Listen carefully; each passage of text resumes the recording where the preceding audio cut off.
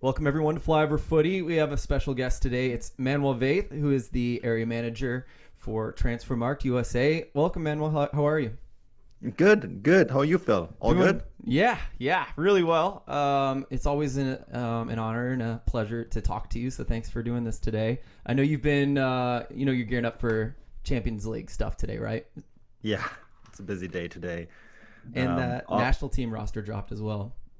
U.S. men's national team roster dropped. Yes, it did, and it's on Transfermarkt already. I did that this morning. So, Mm-hmm. um, yeah, it's been a busy day. It's been a busy week. To be honest with you, though, the international break is always a quieter time for us. So I'm actually having next week off, which is something I'm really looking forward to, Nice. just to get a little bit of a break, have a week off, do a little bit fewer work. I'm heading up Vancouver Island to a place called Tofino where I'm gonna do some surfing. So yeah, kind of just getting everything in order now for the next few days, and then I'm gone for a week, which is gonna be great. That is great. Yeah, thanks to you, and I know very well the geography of Vancouver Island, and I will never get that wrong again. But let's talk about your trip here. You were in St. Mhm. Louis for that opening game, and I want to open up. We're not going to bury the lead here. I want to hear everything about your thoughts about that whole opening day experience in St. Louis. Yeah, it was great. I mean, I think we couldn't have asked for a better day, right? The from I told you this already, but I was in Los Angeles the week before where I was supposed to do the Rose Bowl game, right? And it was literally covered in snow and rain and flooding. And then a week later, I had to St. Louis, and it's what, 20 degrees Celsius. I don't know what's that in Fahrenheit, around 68 something. Um, and it's a sunny, warm day and beautiful. The entire surroundings around that game, which is brilliant, right?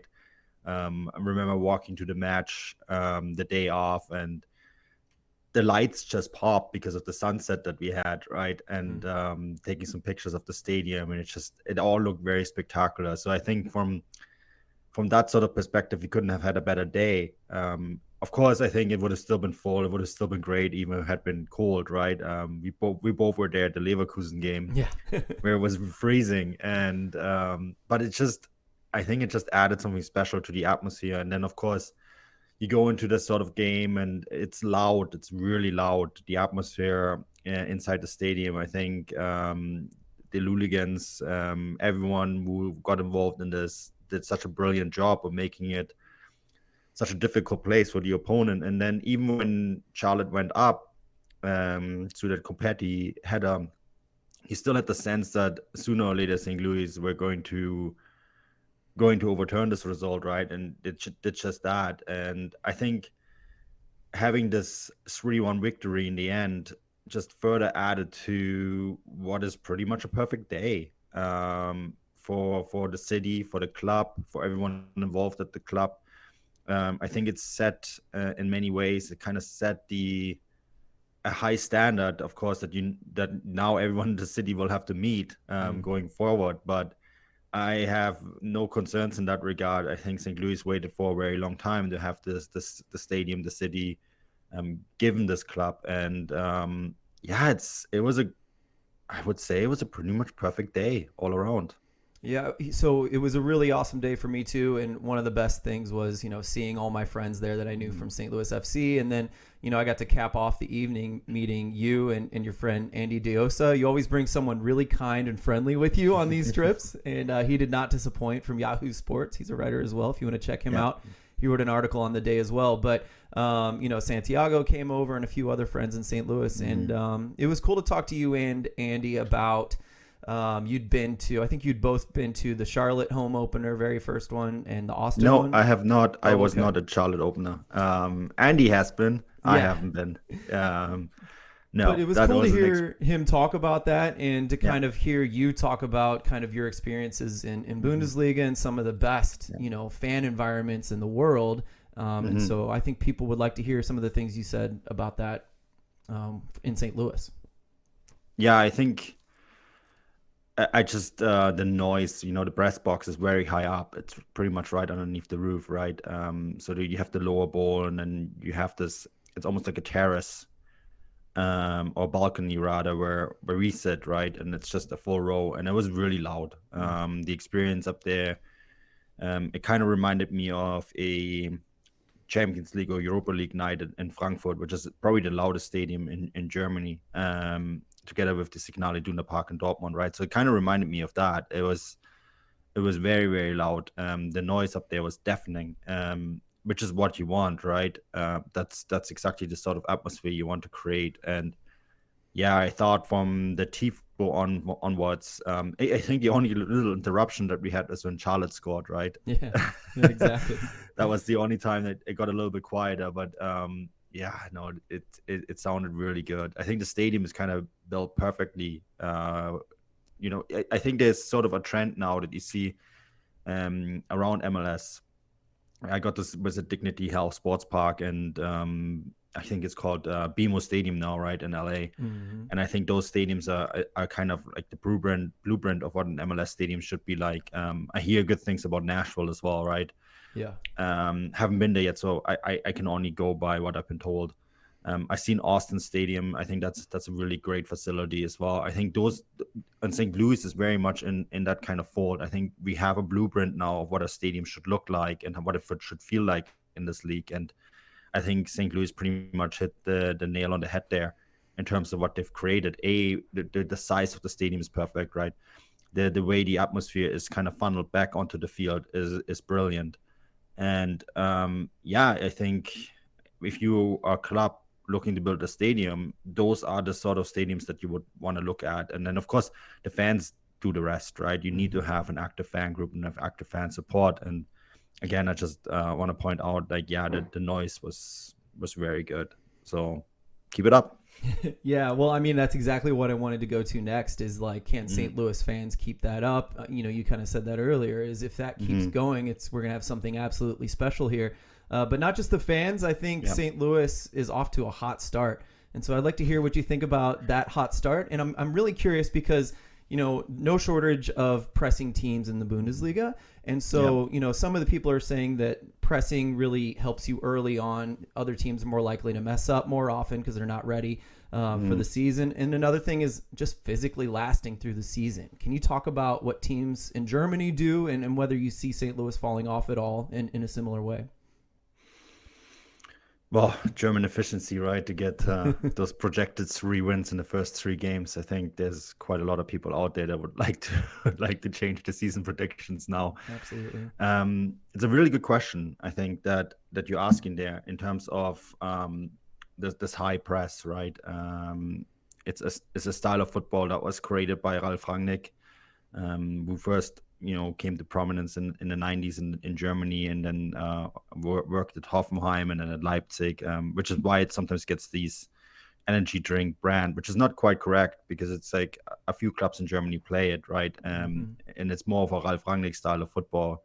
And Lutz and the people that he's hired, they're all very heavily influenced, of course, by the time in Hoffenheim, right? So want to point that out. But yeah, German teams play this press a lot. You watch the Bundesliga, you see this high press a lot, which is why my colleague Stefan Bienkowski and I on the Gegenpressing podcast always joke that no one in Germany can defend, right? Because that's really not what they dare to do. They play a very high line, they play a very aggressive high line, and they try to disrupt the opponent before they can even get out of their own third, which of course then also leads at times to defensive weaknesses, right? Hmm. It means that also that you have to have a goalkeeper who can play with the ball on his feet. That's why they signed Berkey. It needs that you have to have someone who can play a little bit further up as well, right? That creates awkward situations for you defensively, but it also means that in the attacking third, you're creating a lot of turnovers and situations where you can benefit. We've seen St. Louis do that twice already, right? Where they benefited because their attacking players were very high up. Hmm. And we're talking about gifts, but that's by design. And I think to answer your question about the high press, I mean, MLS is a very physical league. You have a schedule that is very demanding. We are now still in a situation where the climate across the continent is very similar. Once we get into the summer, that's when it gets hard, right? Because you can go to Colorado, you play at altitude, and then maybe the next week you in Houston is 40 degrees Celsius out, and the humidity is like 100%, and then that's when these players really have to start working. And I think it's going to be really interesting to see how sustainable that style of play is going to be throughout the season. I think it is a really good way of kind of decoding this league, because not many teams know the style of play and know how to play the style of play. And if you want to have a successful season, I think St. Louis needed to come out of the gate very strongly, because you need about around 40 points, I think, to make the playoffs, right? Of course, the format has changed. The top 9 now make it That's in, true, yeah. right? But I think we're now getting into an area where if they can keep this up, this level of play can keep it up, they're going to win quite a lot of games. How sustainable is it going to be? I don't know. That is a question, I think, that still needs time. The sample size is really small still, right? And we have to kind of see how they are able to go through this entire season. I like to have 10 games before I really make any kind of judgment on seeing, okay, well, this is the style of play, this is how it works. Does it actually make a difference for them? Do they drop off? Do they not drop off? And then, of course, when the season is over, it would be really interesting to see how it played out over the course of an entire season. And I think there's some evidence markers that we still need before we actually say, okay, this works or it doesn't work. Yeah, it was interesting. You said something about like, do MLS teams know how to play this style? It is kind of new, and it's even more new to the Western Conference, it seems like. I think Vancouver presses a decent amount, and LAFC teams, they seem to be two of the more pressing teams, but they're nothing like this. This is intensity and chaos in a way. Well, they try to create chaos by design, right? Yeah. And the way MLS rosters are designed too is there's that meme that I like to use with the sports car, that in the front is a sports car and in the back is essentially just like an old timer, because like teams because of the salary cap, most of the money is usually spent on attackers, right? And which then means that a lot of the spend on defense is usually an afterthought. And by the time we get to goalkeepers, it's like, well, we have our 200,000 left over. Let's just sign some guy from, I don't know, the Czech 4th division or something. I'm sounding harsh here. It's not true, but you know what I mean, right? Yeah. And I think because of that, there's not a lot of goalkeepers in MLS that can play with the ball on the feet. Even some of the best goalkeepers. And we had Max Crepeau at the Whitecaps for quite some time, who's considered one of the better keepers in MLS. And he's now at LAFC. He's not good with his feet in comparison to some of the other keepers that you have, right? So when you press high, you can put these goalkeepers under pressure. And it seems like that the modern style of goalkeeping hasn't really arrived yet in MLS. The only goalkeeper that really had that sort of skill set was right away sold, right? And that's Zach Steffen. So I think it's really interesting that St. Louis almost says, okay, well, we know everyone orders goalkeeper. They're good on the line. They make good stops. But if we press them with the ball on their feet, they're going to all struggle, every single one of them. So that's a weakness that you can explore. And I think that's exactly what they're doing.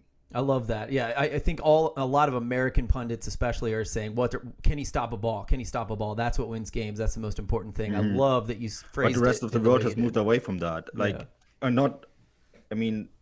It was 2014 that Manuel Neuer sort of became to prominence. That's almost 9 years ago. Yeah. I mean, we're getting to a point now where it's really silly, where we just think goalkeepers are shot stoppers. I mean, they are, but that's what, 25% of the game these days. Yeah. I mean, they are essentially an extra player on the field, and the entire rest of the world has gotten there yet. And the moment a MLS team does it, you have a bunch of pundits out there who don't seem to quite understand what the rest of the world is doing, saying, oh, why are they signing a goalkeeper like that? Why are they spending so much money? It's like, well, yeah, because he can play with the ball on his feet. Like, Berkey can also stop the ball. That's great. But, 60% of what a goalkeeper does is not stopping the ball. So, yeah. we're gone to a little bit of a different area. And if you then have a guy who can play with the ball on his feet, you can move your entire back line a good 20, 25 yards further up. And that gives you a massive advantage.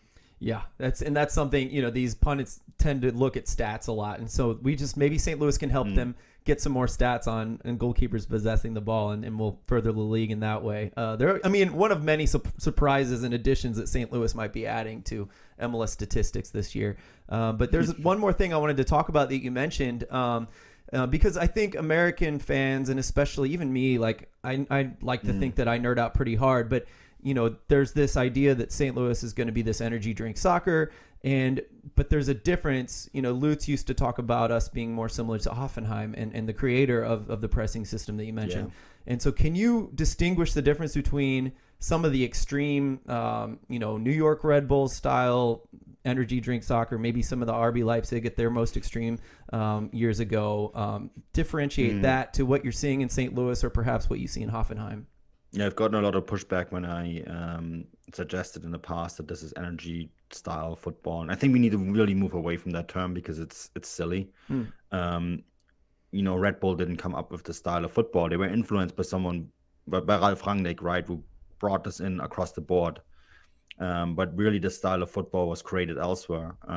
There's a lot of people that came before Ralf Rangnick that created this, and Ralf Rangnick didn't come up with this idea at Red Bull. He came up with this, as you said, this idea at Hoffenheim. And this week, we need to go back all the way to 2009, 2010. 2008, 2009, when Hoffenheim got promoted and then really, really had a big impact on the Bundesliga in their first year right away, right? With this high-style pressing game, really kind of trying to put pressure on the opponent right away, a more fluent style of attack. And from there, really, the style of football kind of came across the board in Germany. By the time Leipzig got promoted to the Bundesliga, and they came in and played this energy ball, that already playing it, right? Jurgen Klopp was already playing it with Borussia Dortmund, had won 2 German championships with it. That at that point, that style of football was already old, because Jurgen Klopp had been influenced by someone like Rangnick. So you really have to kind of energy style football. I know we like to use these catchphrases and these kind of sort of ideas, but it really kind of rewrites the history books a little bit if we go that way, because it's not true. It's just, that's not how the style of football came to be. The style of football came to be because, it was successful, but it was used by a lot of other clubs before RB Leipzig used it, right? And with that, also other teams. And I think, I have a podcast called Gegenpressing, for example, right? And that's a term that made international headlines because of Jurgen Klopp. And I think you need to go back to 2011, 2012. So I think it's just a little bit of a silly kind of catchphrase that we like to use, but I would just say, let's just call it high press attacking football, or high energy football. I think that is an even better way of using it. I think no one at the club likes the term energy drink football or Red Bull style of football, because it's a little lazy, I think, to describe it that way. Yeah, and that's kind of, I don't know if you can get further detailed in that regard, but would you say there's a difference between the way St. Louis looks to what, say, New York Red Bull, the way they implement this gegenpressing, or however you want to call it? I don't even know if Red Bull even play that kind of style of football. Even Leipzig have sort of moved away from it. Nagelsmann plays a very different style of football, and he had his fingerprints all over that Leipzig side, right? Yeah. Bayern Munich play, of course, with a high line now, where he's now, right? But that defensive high line is used across the board anywhere in international football, because most teams now have goalkeepers who can play with the ball on their feet. I love it. Which gets us back to that earlier topic. But I think that what we're really talking about here is talking about a style of football that is used by a lot of teams around the world, right? We're not talking about, okay, here's New York Red Bull, this is the type of football that they're playing. When in fact, Gerhard Struber at Red Bulls maybe plays a completely different brand now, right? I think we have to be sort of careful throwing them into that, because I think St. Louis is moving into a completely different direction in their style of football that they want to play. I agree. And actually, let's talk a little more. We'll get a little bit out of the weeds. Thank you for helping me understand that. I hope it didn't get too nerdy for everyone out there, but I really enjoyed it and it helped me. But let's talk about Carnell, because surely he's putting his imprint on the style of football that's being played. It sounds like he kind of lets the players, almost help him develop it by using some of their best traits. What have you seen between a pressing style that we knew was going to be there versus some of the more nuanced football that you've seen from St. Louis at times? I think when you look at Bradley Carnell, I think everyone at the club is very much in tune of the style of football they want to play, right? You have the sporting director, then you have all the staff around the sporting director, and then you have the head coach and his staff. And I think there was a very, very clear idea of the style of football they want to play. And it's a high energy style of football, right? It is a style of football where they target the players that can play an aggressive high line. I think I seen when I was in St. Louis, it was really interesting because I was able to go and see some of the academy teams play as well. And they all sort of played that aggressive high line style. It's also was interesting then to see Carnell kind of working with the group, right? It's very detail oriented. It's fascinating in terms of the details that they look for. I mean, I was there and I heard a conversation with him and the groundskeeper, because they were looking at like getting the grass perfect for their style of play, because they wanted the ball to bounce right and the ball have the right speed, so that they're like, it's these little details that I find really fascinating. It's very nerdy, I know. But it's I think Carnell is a typical coach, in that he just wants to work with the players and make them better. And he gives all these other stuff, all the details, he gives that to Lutz and his staff. And I think there's a clear separation here of who's doing what. And I think that works quite well, because you oftentimes see head coaches or coaches who are not quite comfortable doing sort of the day-to-day stuff that doesn't involve coaching and making players better, and then really getting lost. We had a great example in Vancouver, Mark Dos Santos, right, who I think is actually one of the best coaches in MLS. And now, of course, works with Steven Gerondolo at LAFC quite successfully as an assistant coach, which I think in this regard is almost a better role for him, because Steven Gerondolo does a lot of the FaceTime with the media and that sort of stuff, and Mark can just do what he wants and is working with coach. And I almost feel like it's a little bit of a similar dynamic at St. Louis, right, where you have Lutz, who is all over the media, and then you have Bradley doing what he can do best, and that's working with the players and making them better every day. Yeah, I think St. Louis fans will also like to call out that Preki is now an assistant at Seattle, who didn't have that great of a career as a head coach, but is thriving as an assistant over there. But yeah, I always think of Carnell as probably the hardest time in his career was when he had to sit here in St. Louis for almost a year and not coach anybody. I could tell that was like where he finds his joy. And I don't know if he actually was that not. I mean, I met him in Vancouver when they were here with the MLS Next Pro team, and I think he was maybe a bit more involved than we think. Yeah, well, I'm not at all surprised to hear that. But yeah, we've talked about him handling the players. I want to hear about some of your standout players, whether you knew it or not. Some of your favorite St. Louis players so far in the first 3 games of the season. Oh man, I mean, I'm really impressed with Miggy Perez. The way he's come onto the scene, young player, right? 17-year-old, St. Louis native. Some controversy on whether or not he was found on a cornfield. That was a fun one. Yeah, I think the way it was described to me, that's where he was playing. Whether his club was playing there, his club has better facilities or not, is not the important part of the story here. But yeah, I thought it's really impressive. I mean, he hasn't been flawless. I think when in his start that he got against Portland towards the end, can't remember, was it 60, 70 minutes? You could tell that it was getting a bit much for him. But I mean, what do we expect? He's 17 years old, right? So I think there is room to grow there. I think that Joao Klaus has been a fantastic addition. His work rate is unbelievable, right? And I find it. I'm glad that he's finally found a place where he can play on a more consistent basis, because he went to Hoffenheim and then was sent out on loan over and over again, right? And I Yeah. think he just needed a place where he can just call his home. And you can say something similar about Eduard Löwen, who I think looks impressive and is going to be a crucial player for this team throughout the year, right? As another guy who bounced around a lot, talking to his camp. I think he really just wanted to settle down for a bit and give a few years where he can just play his football and not need to worry about all this outside noise, because there was a time when he was considered one of the most talented players in Germany, right? And for several reasons, it just didn't work out. But I think for him, getting thrown into a situation where he can just focus on his game for like maybe a couple of years, I think it's going to be really good at him. And then I think he's taking that opportunity with both hands, right? I think he's been excellent. So yeah, these are just some players that have really stuck out to me. I think Kyle Hibbert is a great story too. Yeah. I know a lot of people in Canada are excited because center back is sort of a position where Canada has struggled.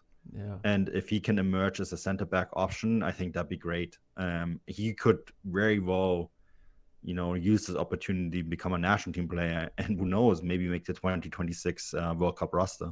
I mean, is it out of the question he turns up on this Nations League roster for CONCACAF? I don't know. Canada soccer is a mystery to many. Fair enough. I'm glad I got to fit that in the chat today, though. The Leuven especially, and I could tell by the way I was talking about him, I hadn't looked at a lot of tape on him, and so mostly what I looked up was Bochum, and he didn't play a lot for Bochum, but his highlights were full of free kicks. So I thought, well, I don't know if this guy's any good. I know maybe we just signed him for his free kicks, which we've all seen are incredibly good and extremely useful. But my goodness, he's good in all phases of the game. He's been so good. And I could tell when I said I wasn't sure he was going to be that good, you got this smile on your face like you knew. Well, you never know, right? Yeah. Because obviously he has been in a situation that hasn't been ideal. And when you get a player that hasn't been in an ideal situation and put him into a new environment, you never know how it works out, right? We do know that he had the skill sets to be successful. I mean, he's a guy who was a former junior national team player for Germany, right? And every time you have a situation like that, you just know, okay, well, this guy is obviously has all the skills, but why didn't it work out? And then you look at everything that surrounds the player, and okay, well, we know he has all the skills. Let's put him into a place where he can put it together. And sometimes dropping a level, and that's what he did, right? He moved from a Bundesliga team to MLS, can be a really good situation, especially when you're then completely removed from the noise of the German media. And yeah, I mean, I'm smiling because like you never know how it works out, but you do know that the talent level is there, right? And I think in this regard, I think St. Louis picked up a good player. Yeah, I think we're all very thankful for that. And the story is a good one as well if you haven't read up on it, that Lutz told, I think, in your article, actually.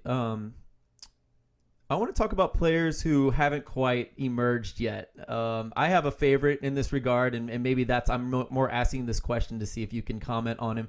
But are there any players on our roster that haven't quite shown their talent level quite yet in production, perhaps? It's really hard to make a statement like that after you've won 3 games in a row. You know what? You're right. Well, I just want to say, so clearly it's a biased question. I found it interesting that Ostrak hasn't scored. He had one incredible chance that was just off, and it showed exactly his style of play, shining there. His work rate's incredible, but he hasn't scored, and he was not a starter against Portland. So I was just a little surprised at that, but I imagine asking you that question, you're not too worried about him being able to shine later in the season. No, I'm not. And I mean, there's still a finding process going on, right? Where you kind of putting together your roster, and you have different situations where you want as a head coach to find out when you can use players to the best of their abilities. And of course, going into Portland is an extremely difficult place to play, just down the coast from here, right? There used to actually be a place that Oh, well, now that the border's open, I guess we can go back again. But we used to do this as often as an away trip for Whitecaps, right? Because like the Cascadia rivalry between Whitecaps, Sounders, and Timbers is quite strong, and it's a fun away trip. And it's actually on my list this year. So it's a really difficult place to play because Portland is a real soccer city, right? They take their sport, they're very serious, similar to what you have in St. Louis. A magnificent stadium as well. One of the most historical grounds, I think, in US soccer in general. And I think you then sort of need to manage your minutes among your players and the players that you have, right? And Ostrak is one. Of course, Ostrak is going to be very important for this team going down the road. And I think the expectations in him are very high.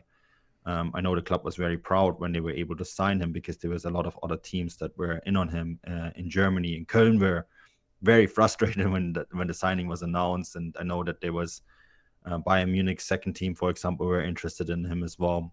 So you have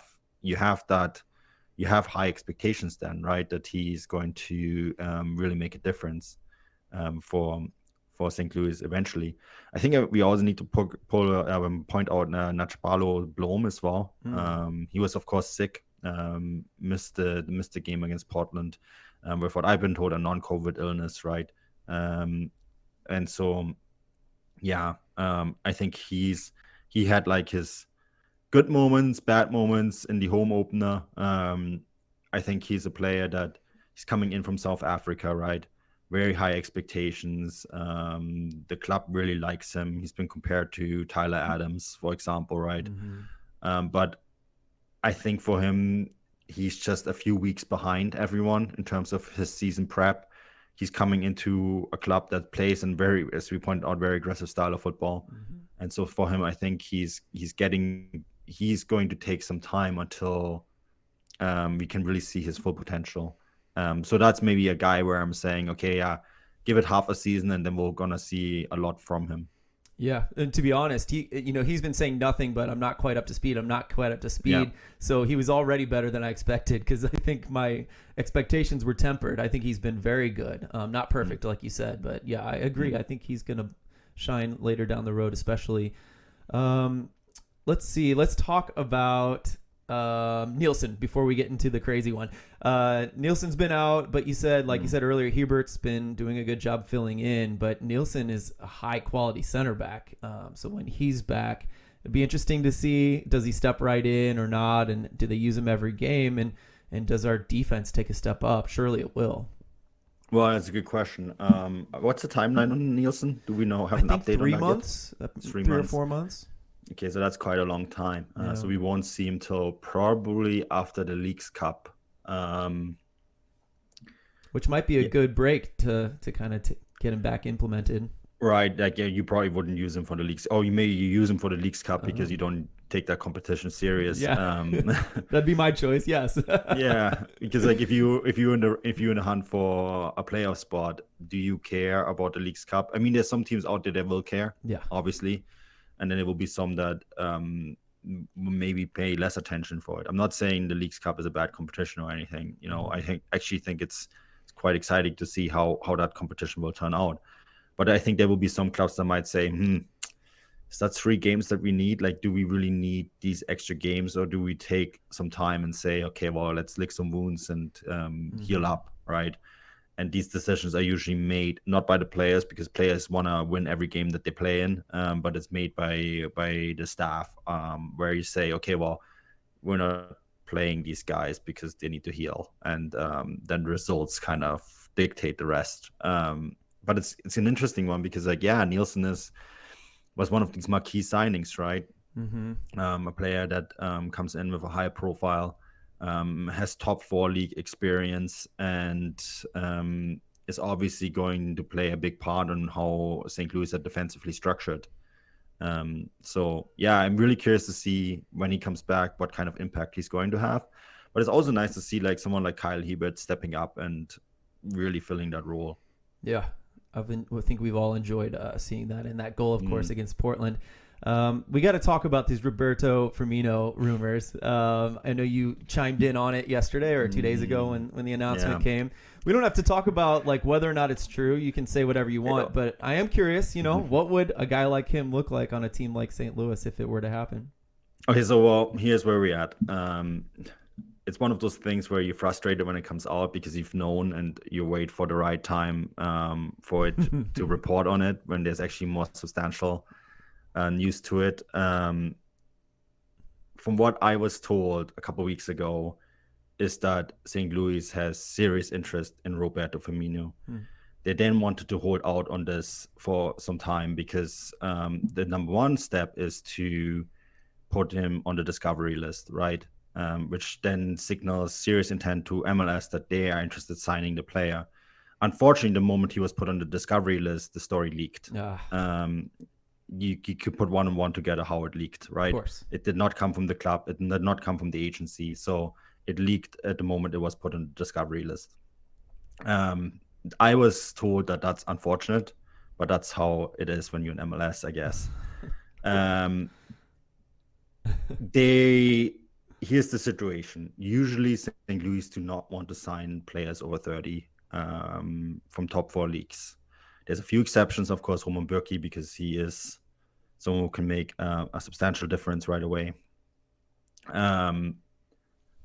Roberto Firmino is a guy that they think could fit their style of football really well. He's a big name player. He's a star player, so they would make an exception to sign him. But it's extremely difficult because Roberto Firmino is still a player who can play easily in a top 4 league, right? And at the moment, St. Louis is one of the clubs interested in MLS. There's a couple other ones. LAFC is one of them. They all have to file the discovery list with the league. And the step one is to be first on that list, right? But even when you're first on that list, doesn't mean you're actually going to be able to sign the player, right? Because the player could still go to many other places. And at the moment, Inter Milan in Italy, not to confuse with Inter Miami like some people did in my report. I mean Inter Milan, the original Internazionale Milan in Italy, a Champions League team playing in a top 4 league. They're sort of the favorites at the moment to land him. That's where he sees himself. That's where Firmino wants to continue playing his football. Whether that means St. Louis are out of this, you never know. We're still so early in the whole process of this. As I said, it wasn't even really worth reporting before the discovery list process was actually concluded. It's out now. And it's a story now. But, it's so early and it's a very, very long shot. That doesn't mean it's not going to happen. I'm just saying it's a long shot. Well, yeah, I mean, I'd say it's the second most surprising signing rumor of the year to Ronaldo to SKC. That would have been insane. Which is the true story. It's a true story as well, right? I mean, like that story is real. And they were close. They were really close. Right, because they have, of course, the Mahomes is playing at the Chiefs. They have Kansas City, and I have to be careful how I'm going to word this. We're in St. Louis, but I am aware of the rivalry. Yeah. But although they are in the Midwest, they still have that sort of. They have shown in the past that they have the ability to sign star names to clubs operating there, right? And I mean, Mahomes is a great example of that, who has really taken the city on and the lifestyle on, right? And is a part owner of Sporting KC. So, I mean, it's not beyond teams.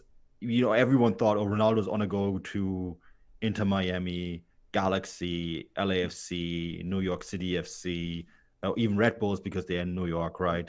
Because like you right away think there's only a few markets that are interested for these players, but as you saw there, they got close. So there is a lot of cities in the US that can easily compete whatever Saudi offers.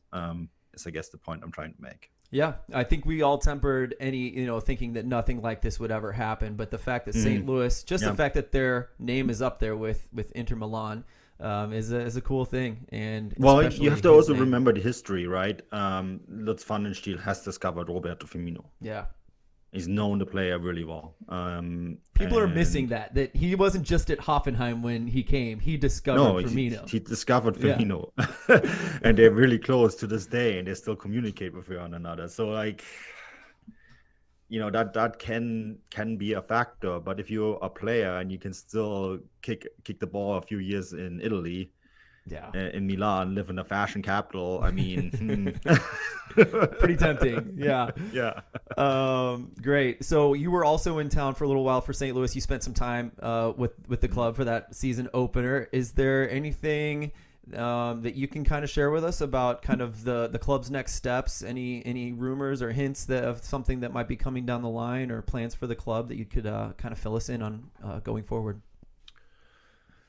I think that the roster is pretty much complete. I think maybe the one thing that they still want to do is assign a right back if the right option comes along.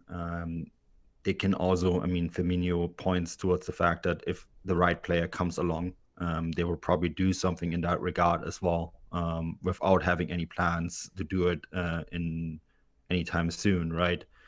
But yeah, I think the right back is a role that they would really like to fill, just to give it some more depth. Yeah. But I think when it comes to really urgent matters, you never know, because like any club in the world, when an opportunity comes, it's an opportunity business, right? Yeah. And you want to be in a position where you can strike when the opportunity comes around. And I think they're very well placed in that regard, in terms of like, okay, well, we have open roster slots, we have open slots in terms of who we can assign, we have that DP slot that we can use, so when an opportunity comes along, they can strike. But I don't think there's any urgency at the moment to do anything. Yeah, that's cool. We are ready to go, and so that is nice that they're able to do that. So and the right back thing makes sense too. I found it a little strange that fullbacks cover a lot of ground in a game, and Nelson's only come off for maybe 20-30 minutes, I think, maybe less than that, so in 3 games. So we're really riding these guys, and we could use some depth. So yeah, that's helpful. Thank you very much. And the summer window it's kind of weird, kind of how MLS is, because we rely on the winter window to start a season, but that summer window is so much better, isn't it? Yeah, because you have more players available, right? Yeah. We just talked in great lengths about Firmino. He would be only available in the summer window, for example, right? That's when you can capitalize on European clubs wanting to get rid of players or like free agents being available. So yeah, because of the way world football works and the way the biggest leagues operate, the summer window is the one that's the most interesting. Yeah. Well, is there anything I missed? I want to make sure you get everything in that you want to talk about. No, I think we covered a lot of ground. I really appreciate you having me on today. I really enjoyed talking. I think we kind of shed some more details into some of the reports that are out there as well, I think, which is really interesting. And yeah, it's been a fun start to the season. Long may it last. Long may it last. I love it. Yeah, we'll see how long we can keep it going, but it's been a lot of fun. Manuel, thanks so much for joining me, man. We'll be talking to you soon, I'm sure. Yeah, for sure. Cheers and bye-bye.